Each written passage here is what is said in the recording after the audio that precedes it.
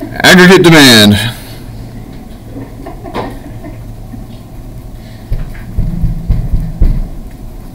Okay, aggregate demand. Our first one is consumption.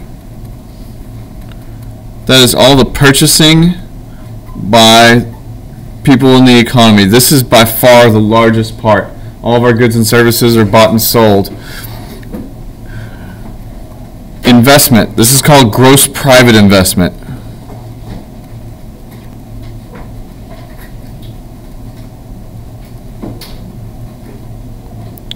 There's another term for this that you need to know. It's also called interest-sensitive consumption.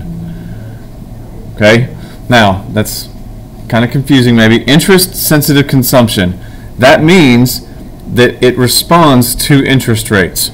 So, if interest rates go up, investment goes down because you don't want to borrow at high interest. If interest rates go down, that will incentivize consumers or borrowers to purchase. So if you need to buy a new truck for your business and interest rates are low, if you do the cost-benefit analysis, it would make more sense for you at a certain interest rate. Well, now that's affordable over a 6-year plan if interest goes to 4% rather than 6%. And if you own a company that has 10 vehicles, that makes a lot of money difference, 1% interest. Okay, so that gross private investment is also known as interest-sensitive consumption. And that's our investment demand curve. All those things fit with just interest rates. Okay, I've heard that interest rates are about 20% of the test. Okay, if I take that 2012 exam and type Control F and search for interest rates, I think it came up like 26 times in 60 questions. Okay, so interest rates are important. Gross private investment as a component of aggregate demand can change our GDP. Okay, so interest rates. That's why you hear the president talking about the Federal Reserve Bank and interest rates, and whether they should or shouldn't do it, raise, or they don't actually raise them. We'll get into that later. Okay. All right. Then of course there's government spending. Okay. Government spending is actually kind of an automatic stabilizer for us. Okay. Now government is our largest employer in the United States. They have roughly 2.18 million employees. Our government is a massive, massive operation. So when our government partially shut down, that was bad. That was 500,000 jobs of people not getting paid. It's a whole lot. So government spending is a big deal to us. And of course we have our net exports. And that is X minus M. Exports minus imports. Anytime you see net, you have to subtract something. Okay? So export is what we make. That's our GDP. We make it, then we sell it and ship it out. Import is what we buy. Okay? So if another country enters into a recession, which is exactly what's on this test right here from last year, okay? It says, assume the Eurozone, a major trading partner of the U.S., enters into a recession.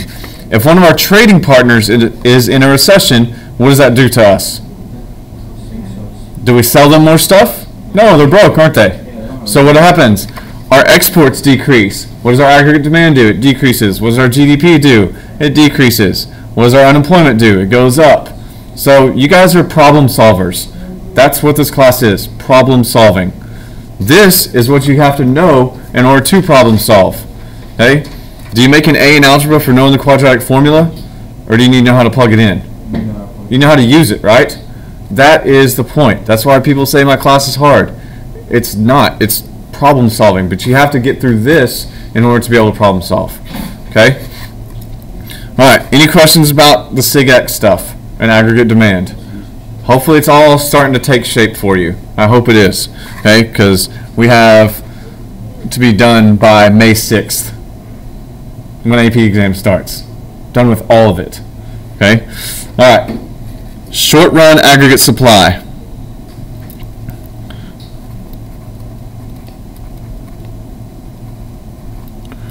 Short run aggregate supply. So this economy right here, this economy is in equilibrium. It's in short run equilibrium because short run supply is crossing aggregate demand to the left of full employment.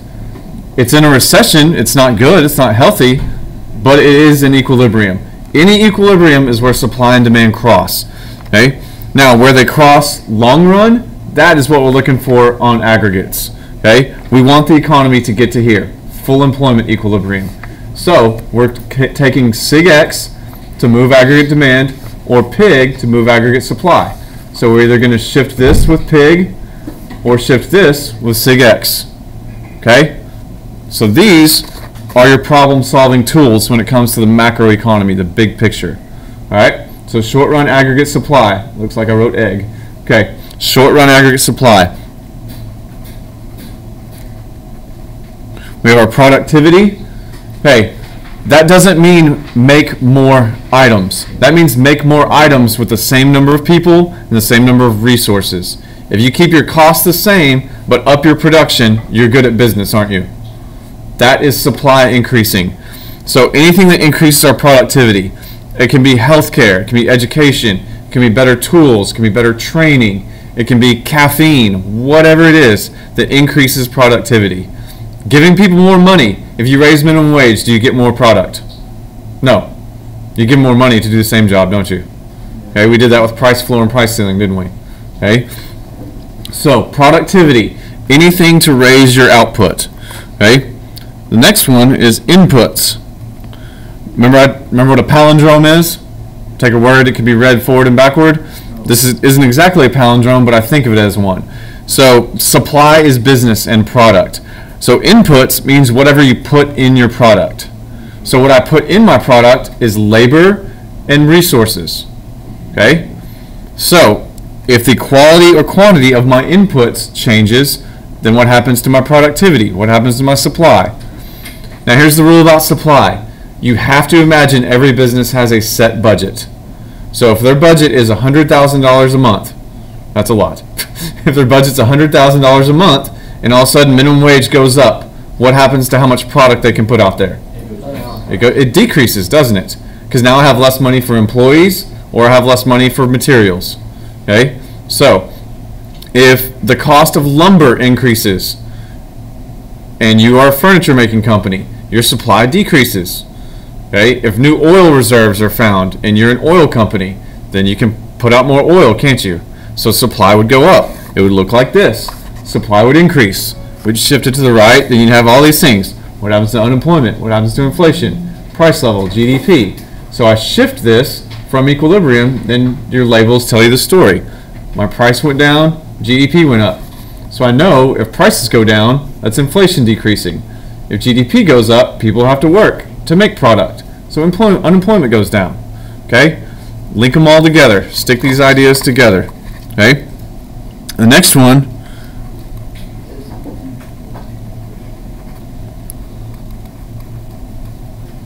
inflationary expectations. Okay? Pi. So if you own a business and you expect prices of your lumber to go up next month, you'll make decisions, won't you? That will affect, well, if price of lumber is about to go up, I better start making as much as I can right now. Or if you know that in the year 2020 and you own Netflix and Disney's pulling everything on January 1st of 2020, you need to fill those holes, don't you? Because they make how many people are going to leave Netflix because of that? Probably a lot. So they need to do something with what they're supplying, don't they? So we think of supply as these tangible products, but they're not. Hey, Netflix is a big business, isn't it? Streaming is a big business. If Disney does the cost-benefit analysis to say, wow, let's pull our contract with Netflix, one of our biggest ways we get our product out to people, and let's just make our own. Yeah, I don't really know what's going to affect Netflix. I mean, take the subscriptions and multiply by how many people, they know how many people watch Star Wars, how many times they've watched it, how many screen purchases they've made for $5. They know all these things.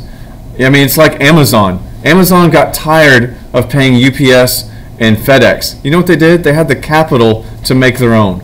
They have their own trucks now. They have their own planes now. So take that tangible version of shipping from Amazon, and Disney is basically making their own product, their own one. All right, last one right here, government spending. Our government action. If the government cuts your taxes, you can make more supply. If the government raises your taxes, less supply. If the government tells you, hey, your factory is killing everything, you need to put in pollution control, and it costs you money. Your supply decreases. Subsidies? Yeah. If the government gives you a subsidy, if they give you more money, then you can make more supply. Okay? Cost of fuel for farmers. They get 70 cents a gallon for diesel, so they can make more food. Okay? We do all those things. So any government action, or you can say regulations, taxes, subsidies, anything that gets thrown upon your business will alter what you can make. Okay? And then just do all your shifts and base them off all those things.